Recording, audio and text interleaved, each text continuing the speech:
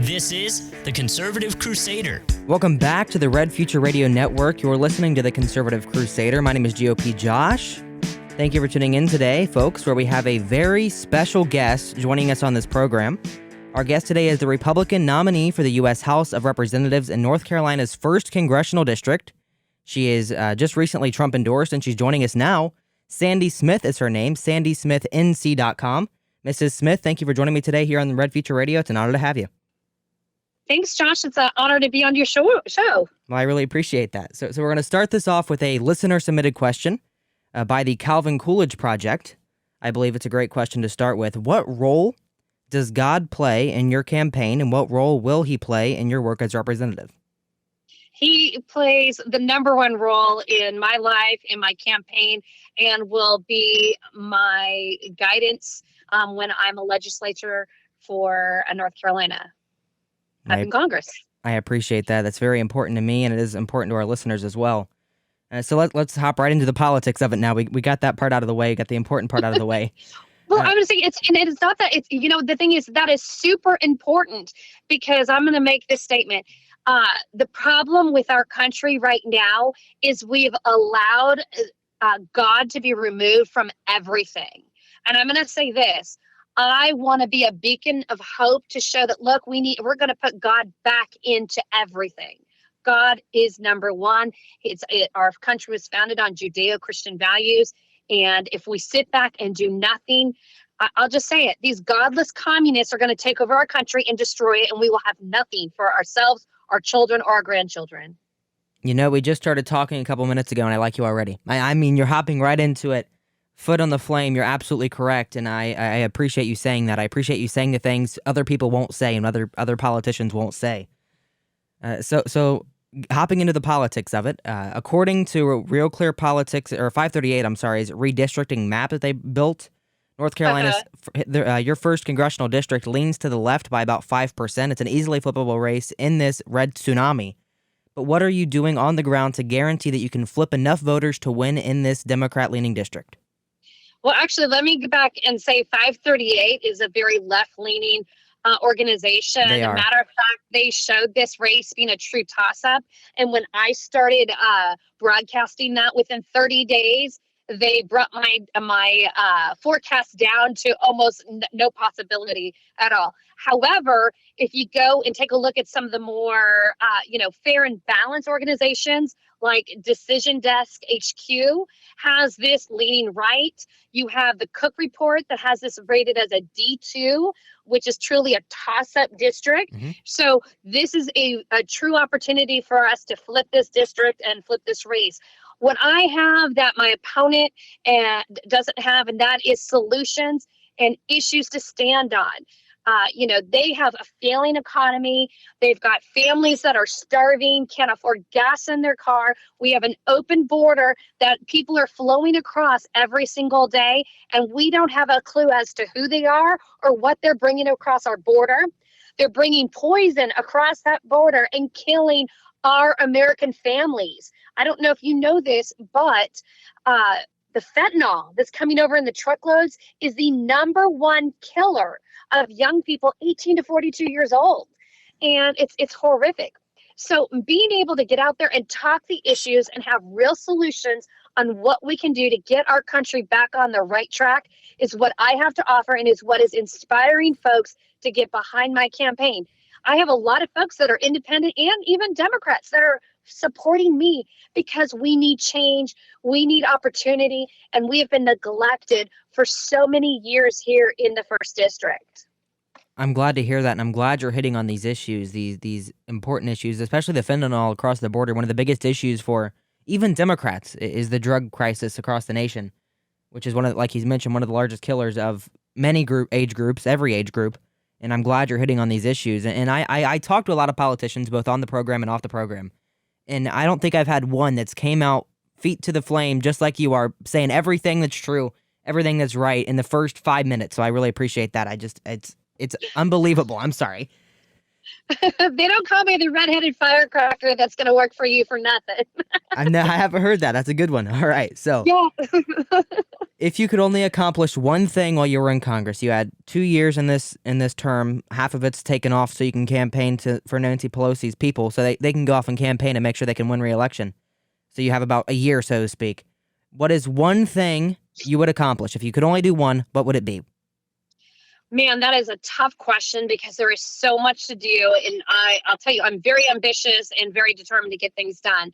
I think one of the number one things that we need to do is focus on American energy.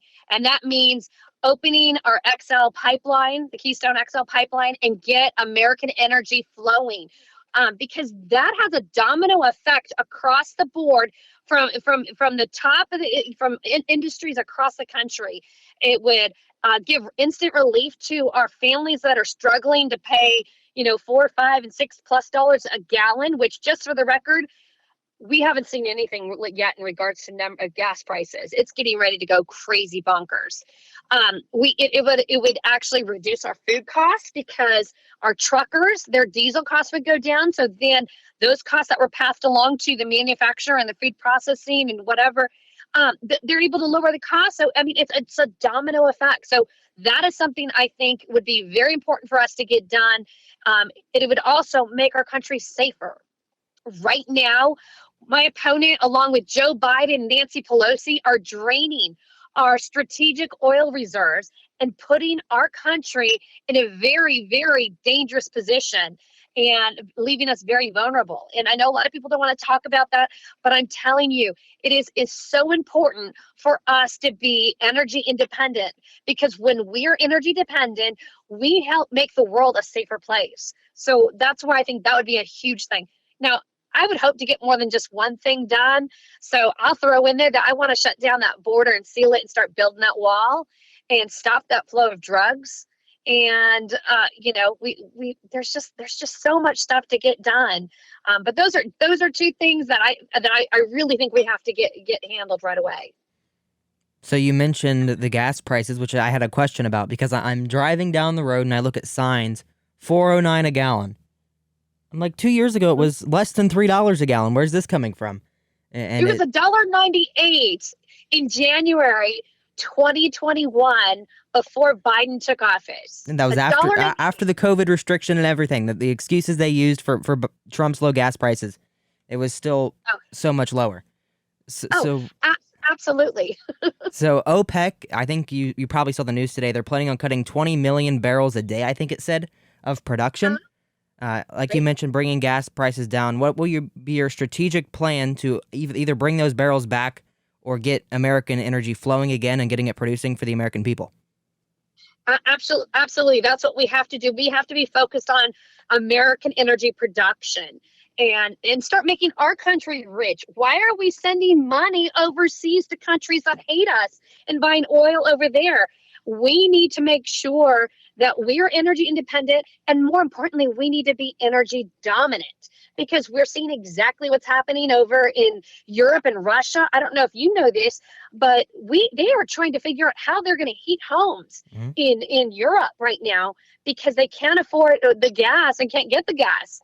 And I mean, it's very scary. I think 75% of all restaurants and cafes in the UK are planning to shut down. I mean, this is something that's just not isolated to us. This is something that's affecting the entire world, and it's why it's so imperative that we focus on American energy. And American energy is all of the above, but that doesn't mean we just switch all the way over and switch to an electric car. That, by the way, which is hilarious. I don't know if you've seen the video. They can't charge their cars out in California, but they've got a gas generator charging it strapped to the back of their car. It's ridiculous. So, I mean, it's all about using common sense and what is going to be the best thing for our country. That's the other thing is, the Democrats, my opponent, they are focused on putting America last. And you know what? It's about time we stand up and put America first, because I'll tell you what, when we put America first, that helps everybody around the world and across the country. Yes, it does. America First policies, like you mentioned, help everyone. when we produce energy ourselves. At the last day of the Trump administration, January 20th, 2021, we were exporting oil. We were sending our oil. We were selling our oil, not only creating another revenue stream for the United States, but also helping the rest of the world with their energy crises that they're having now too. Remember, there was a point where they said we had too much oil and they were trying to figure out where they were going to put it. I do. So do you remember? Yeah. So, I mean, and now we are draining our strategic oil reserves, and OPEC is telling us, oh, by the way, we're going to reduce stuff back because they want to see those barrels of gas shoot to $120 a barrel. They wouldn't. I remember reading, I think it was Newswire that reported that Saudi Arabia was raising their oil prices in August, and it was going to start reflecting on us late September. Why are we reliant on Saudi Arabia oil at this point? I am sitting right now in the central Ohio region. I am sitting on gas right now that could be drilled and pumped out and put in my car. Why are we relying on Saudi Arabia? Exactly. And you know what? We talked about gas prices just a few minutes ago. Something they're not talking about. We have a lot of senior citizens and families that are living on a fixed income that they're looking towards winter, and the cost of gas to heat their homes is going to be astronomical, where a lot of them aren't going to be able to afford it. Mm-hmm. So this is a huge problem, and it's not just gas in our cars. That's a big thing. This is energy to heat our homes and run our communities. Yes, it is. Propane is even just as bad. That's something that most people use to heat their home. Is you can't get that either. It's way more expensive than it used to be. Oh, it's crazy. I think a gentleman that I know, a business owner who actually goes and is in that industry, said it's costing him, I think it's 5 times what it normally used to cost to fill his truck up each day to go out to service each client. And the thing is, he says, they have to pay for that up front. And he said, some of these folks, he's not sure they're going to be able to even pay for their bill. Mm-hmm. And what do you do as an American? Do you not give somebody gas to heat their home, especially if they're a senior and they can't, they don't have that disposable income? It's crazy. You're right. And we've got to do something. And the thing is, like, for example, here in Eastern North Carolina, they have our gas prices are artificially low right now, unusually low, actually probably one of the lowest places in the state. But come November 9th, maybe even a little bit sooner, but I'm thinking November 9th, that's when we're going to see these gas prices explode across the country. And whatever happens out in California, it kind of waves through the rest of the country. And right now we're seeing almost $7 a gallon out there. Well, just listen to Biden really quick. He said that you need to the gas prices and the gas company need to lower their prices. They may be selling it at a loss already. They need to artificially lower them even more, and that's his strategy. They want you. Biden, who's always been a career politician, just like my opponent, has never worked in the private sector, and so he's trying to tell businesses what they should and shouldn't charge their customer. At the same time, he's telling them that they need to pay a minimum wage. I'm like, come on. Get government out of business and let businesses do business. And this kind of transitions into my next question. Nothing that you're talking about right now can be done with the same dementia-ridden old man in the White House. Would you vote if a bill was presented to impeach Joe Biden? Oh, absolutely. I'm glad to hear that. And by the way, it wouldn't be just Joe Biden we'd be impeaching. Good.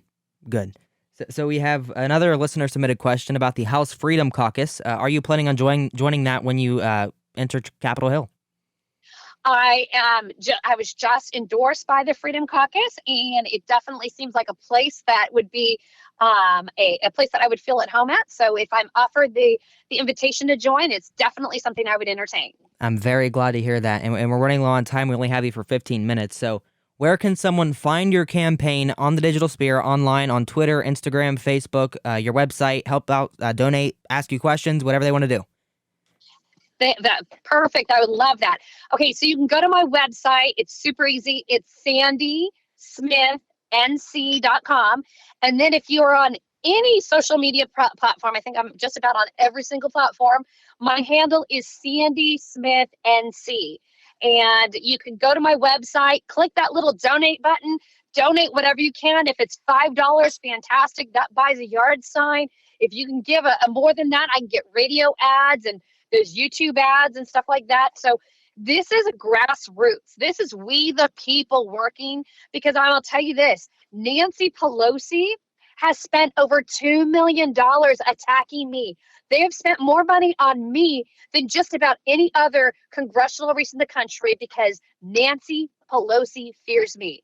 So it's time we the people stand up, we chip in, we volunteer. If you want to help my campaign, you can live anywhere in the country and help my campaign. You can make phone calls. Just reach out to my campaign, send me an email, and I will hook you up. If you live in North Carolina or coming to North Carolina, you can come help knock doors. I'd love all of it. It's we the people, and we are going to make it happen.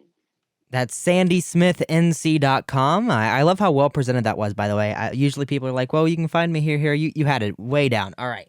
sandysmithnc.com. The link will be in the show notes below for those listening on the podcast. On the YouTube page, it will be in the description below. Sandy Smith, thank you for your time today. Thank you, Josh. Have a great evening. You too. We'll be cheering you on here in Ohio. My name is awesome. We love Ohio. Woo-hoo! Ohio, MAGA Nation, as Trump calls it. My name is GOP Josh. It is a MAGA Nation. I have a lot of family out there, so we love Ohio. Well, thank you for that. I've been trying to make a trip down to North Carolina. My first trip got canceled from COVID, of course, so. Oh, no, you're welcome anytime. Just give me a holler. All right, we'll make it down there. All right, thank you. Okay. Thank you, sir. My name is GOP Josh. This is the Conservative Crusader here on the Red Future Radio Network. Stay tuned for a little more after this, but that was sandysmithnc.com. sandysmithnc.com. My name is GOP Josh. Red Future Radio. Be right back after this. Stay tuned. You're listening to the Conservative Crusader.